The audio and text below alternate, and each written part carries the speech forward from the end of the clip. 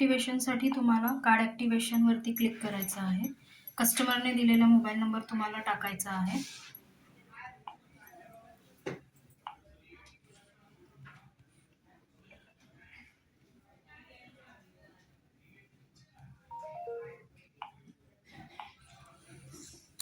त्यानंतर कस्टमरचे डिटेल्स तुम्हाला दिसतात आणि त्यांना OTP जातो.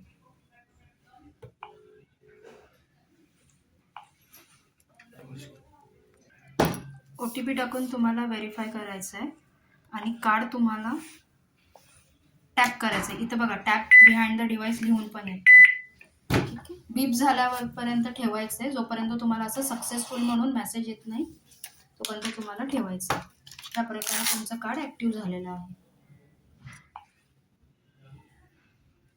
आता कार्डमध्ये ॲक्टिव्ह झाल्यावरती रिलोड कसं करायचं ते पण बघून घेऊ आपण.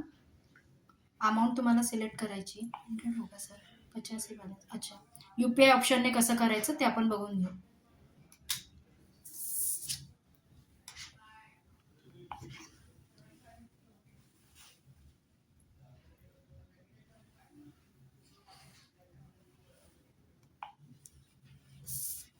कार्ड तुम्हाला टॅप करून ठेवायचंच आहे.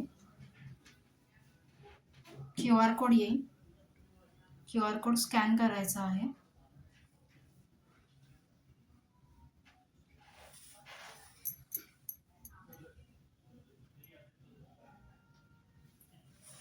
QR कोड साईन केल्यावरती बघा लिहून येते डोंट रिमूव्ह द कार्ड. तर तुम्हाला कार्ड रिमूव्ह करायचं नाही आहे. ते कार्ड तुम्हाला तसंच ठेवायचं आहे कारण अमाऊंट त्याच्यात लोड होते.